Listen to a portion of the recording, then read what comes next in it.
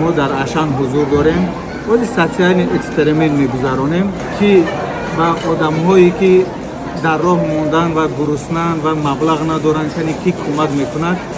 گذرا شدم خوردنی یگون چیز باشه پول ندارم.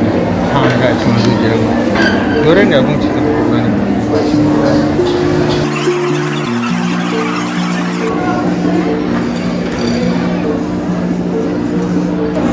اما مینادوره بود.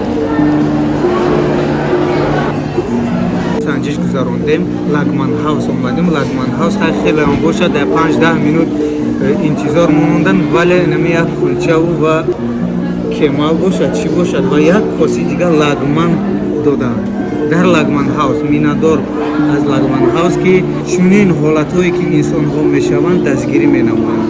سلامت باشید.